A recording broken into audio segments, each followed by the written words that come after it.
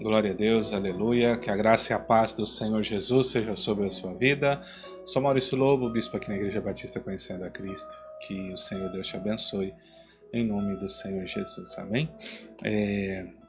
Quero agradecer mais uma vez, né, você que tem nos acompanhado todos os dias, você que vem, né, seja você que recebe a notificação e entra, você que espera chegar o link ou no meu status do WhatsApp, o meu status, o story do Instagram, do Facebook, ou quando eu posto nos grupos da igreja, dos empreendedores, né, dos jovens, dos homens. Então, você que vem por algum desses lugares, que o Senhor Deus te abençoe, né, e te agradeço. Que bom que você está aqui. Isso significa que de alguma forma você tem fome e sede de Deus, né? Você espera receber algo da parte de Deus, né? Ainda que eu não seja digno de ser tal instrumento na sua vida, mas Deus, Ele não escolhe pela beleza, por aparência, por capacidade, porque Ele é Deus e Ele capacita, Ele embeleza, Ele faz o que for necessário, conforme a manifestação da glória que Ele quer manifestar sobre nós, né? Então, te agradeço, que Deus te abençoe em nome de Jesus. Vamos orar? Vamos falar com o Pai? Pai, no nome do Senhor Jesus, eu te louvo e te agradeço. Obrigado, que o Senhor abençoe esse dia, nos guarde, livre de todo mal, nos cubra com o sangue do Cordeiro e nos oriente e nos instrui, Pai. Precisamos todos os dias sermos ensinados pelo Senhor, pois sem Ti não podemos fazer nada. O Senhor nos abençoe e nos guarde, que o Senhor nos abençoe nossa família. É o que eu te peço, te louvo e te agradeço, em nome de Jesus. Amém. Glória a Deus. Amados, vamos então ler a palavra de Deus. Hoje, acho que a gente entrou numa sequência. Deixa eu confirmar. Ainda não. Pelo menos os 68 e os 69 são salmos longos, né? Ontem a gente leu um pouco, então eu espero que você tenha lido o restante.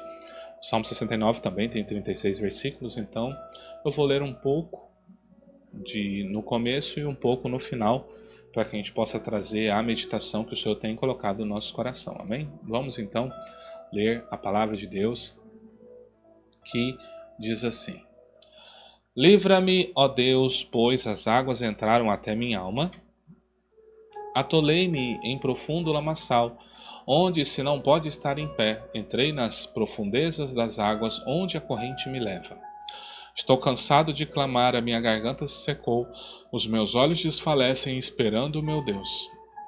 Aqueles que me odeiam sem causa são mais do que os cabelos da minha cabeça. Aqueles que procuram destruir-me, sendo injustamente meus inimigos, são poderosos. Então restitui o que não furtei. Tu, ó Deus, bem conheces a minha estultice, e os meus pecados não te são encobertos. Não sejam envergonhados por minha causa aqueles que esperam em ti, ó Senhor Deus dos exércitos. Não sejam confundidos por minha causa aqueles que te buscam, ó Deus de Israel. Por amor de ti tenho suportado afrontas, a confusão cobriu o meu rosto. Tenho me tornado um estranho para com os meus irmãos e um desconhecido para com os filhos de minha mãe. Pois o zelo da tua casa me devorou, e as afrontas dos que te afrontam caíram sobre mim. E eu vou ler agora lá na parte final.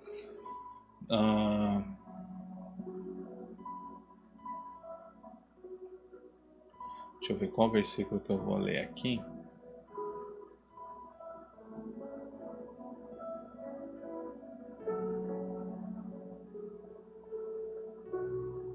A partir do 29, diz assim. Deixa eu levar até o 29.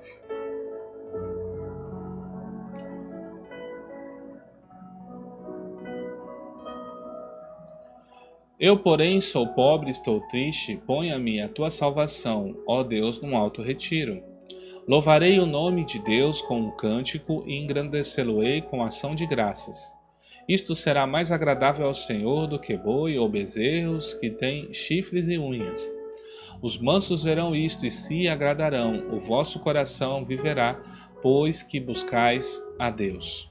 Porque o Senhor ouve os necessitados e não despreza os seus cativos. Louvem-no, ó céus e a terra, os mares e tudo quanto neles se movem.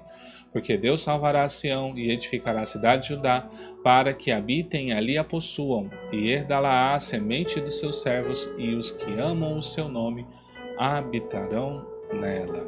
Glória a Deus, aleluia. Louvado seja o nome do Senhor. Então esse salmo, ele vai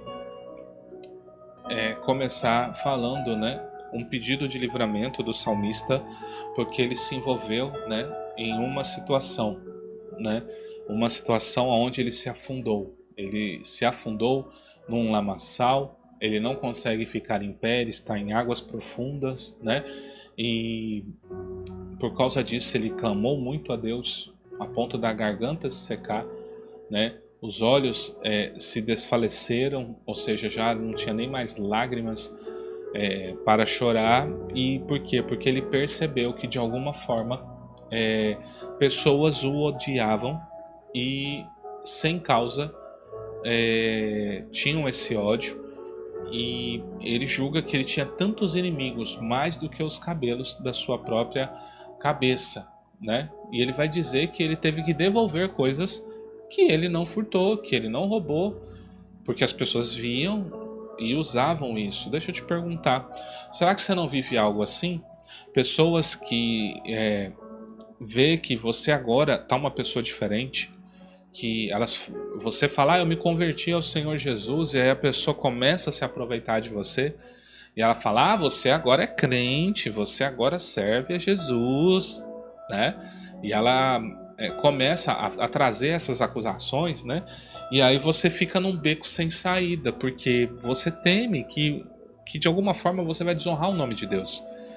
E aí você acaba tendo que devolver coisas que você não pegou, tendo que pedir perdão de coisas que você não fez. Para com essas pessoas, porque com Deus a gente sempre vai estar pedindo perdão, né? Então, e você vê toda essa situação, então você percebe, fala, nossa, parece que eu estou mais cercado de inimigo do que qualquer outra coisa. Você vai ver o seguinte, que existe um texto aqui nesse salmo que nós lemos, falando assim, ó, o zelo da tua casa me consumiu. E esse texto ele é aplicado lá no Novo Testamento, quando o Senhor Jesus ele entra no templo, ele vê cambistas, ele vê todo um comércio ao redor do templo, ele faz um chicote de azorrague e ele começa a bater. E o jeito que o ministério de Jesus tinha era tão forte que havia uma intenção da mãe do Senhor e dos irmãos do Senhor de julgar que ele estava louco, de querer até afastá-lo das atividades ministeriais. Então veja, quando você se envolve com Deus, qual vai ser a primeira coisa que as pessoas vão dizer para mim e para você? Tá fanático. Tá fanático, não é? Então quando você manifesta a verdade na sua plenitude, qual vai ser a primeira acusação que você vai passar? Ah, esse aí é fanático. Não é? Se você fala assim, não pode ouvir música do mundo. Não pode isso. Não pode aquilo. Eu falei, fizeram uma lavagem cerebral em você. E aí de repente aquelas pessoas que eram seus amigos, eles começam a debochar de você, começam a zombar de você. E aí eles deixam de ser amigos e sutilmente se tornam seus inimigos. Então antes eles te ajudavam, agora eles não te ajudam mais. Antes eles te davam oportunidade, agora não te dão oportunidade mais. Você percebe que antes tinha pessoas que às vezes você poderia fazer combinados no seu trabalho que hoje você não consegue mais fazer com essa pessoa. Por quê? Porque agora você se tornou um buscador da presença de Deus. Olha o que diz o versículo 32. Os mansos verão isto e se agradarão. O vosso coração viverá, porque buscais a Deus. Então ele está dizendo o seguinte, quem busca a Deus, né, ele será como um manso, ele será alguém, né, que tem um coração mais transformado, mais purificado, porque está buscando a Deus. Então as pessoas que estão no mundo, que estão em trevas, Parece ser pessoas boas, parece ser pessoas legais, mas ainda estão carecendo de ser lavadas e redimidas no sangue do Cordeiro, de receber a regeneração do Senhor. Elas carecem de tudo isso, né? Eu quero achar um outro texto que está no mesmo Salmo, falando assim, ó. Não sejam envergonhados por minha causa aqueles que esperam em ti. Ó Senhor, Deus dos exércitos, não sejam confundidos por minha causa aqueles que te buscam, ó Deus de Israel.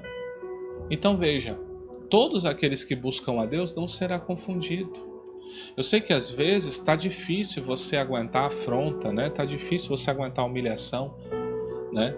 Às vezes você ouve falando assim, nossa, eu tinha o tempo das vacas gordas, agora eu vivo o tempo das vacas magras. Primeiro deixa eu te falar que isso é murmuração, tá? Você precisa aceitar o trabalhar de Deus na sua vida, entender que Deus está te trabalhando e estruturando para coisas maiores, né? Não que eu seja exemplo para o seu caso, mas eu vou dar o meu exemplo, quem sabe ele se aplique ao seu caso. Quando eu me converti ao Senhor, muitas coisas aconteceram. Meus amigos se afastaram de mim, a gente passou uma situação um pouco delicada, né? Eu cheguei a emagrecer, não porque eu fui fazer caminhada, dieta, eu emagreci porque a comida era bem contadinha, né? Se eu comesse a qualquer momento, corre o risco de eu não ter comida para outro dia. E a gente não viu assim, foi um mês, 2 meses, não, meu filho. Foi mais de ano, você entende? Eu cheguei a ficar num tempo aí, né? Lógico, foi uma prova para mim, mas eu não senti tanto baque nessa prova porque eu pensava que Deus me queria como ministro naquela época. E Deus primeiro queria me preparar, me amadurecer para depois me dar o ministério, né? E aí eu pensava, eu não tenho que trabalhar. E aí eu fiquei por conta. E aí Deus também aproveitou que eu tinha essa mentalidade e fechou as portas para mim. E aí eu tive que resolver situações da minha vida, eu tive que tomar decisões da minha vida. E aí as portas começaram a se abrir, foi aparecendo um trabalho aqui, outro ali, um trabalho aqui, outro ali. De repente veio a faculdade. Aí eu tive um momento crucial na minha vida, porque eu era preso, né? Como alguns de vocês sabem que eu era aprisionado pelo vício da pornografia. Tem muitos pastores que são e confessam isso. Recentemente o André Valadão, ele confessou isso, que na sua adolescência ele foi bastante judiado, ele cresceu na igreja, né? Eu me converti aos 18 anos. Então você vê, né, o agir de Deus. Então coisas que eu usufruo hoje, eu não tive isso no começo da minha caminhada. Você entende? Então não julgue o trabalhar de Deus na sua vida porque você tem ou não tem. Porque o ateu, aquele que não crê em Deus, ele julga que ele não precisa de Deus, né? Se Jesus, eu até falei no altar, eu acho que eu vou precisar corrigir essa fala minha, que eu falei bem assim, que é como se o ateu, falei assim, que o ateu, né, tipo assim, se eu quiser viver, basta eu trabalhar. Mas eu quis dizer que esse é o pensamento de alguém que não busca Deus, de alguém que não crê em Deus. Basta eu trabalhar que dá tudo certo. Então as pessoas pensam, agora que eu vim para Deus, Deus vai preterir algumas pessoas e vai me dar prioridade em tudo. Não necessariamente. Se o que você estiver fazendo estiver fora do propósito de Deus, pode ter certeza, Deus não vai te abrir essa porta. E se a sua mente, seu coração estiver 100% voltado nisso, enquanto você não se arrepender, Deus continuará com a porta fechada. Por isso nós estamos falando que Deus é o Deus daqueles que buscam a Ele. Aqueles que buscam a Ele não serão confundidos. Aqueles que buscam a Ele vão sim ser cuidados por Ele. Então, que você possa pensar sobre isso. É tempo de você buscar a Deus. Quais são os meios de você buscar a Deus? Esse devocional é um meio de você buscar a Deus. Mas se você assiste, você abre ele, curte, dá um glória a Deus e fecha ele, me desculpa, você é um hipócrita. E não adianta vir para mim e falar, não, eu assisto o seu devocional todo dia. Você abre?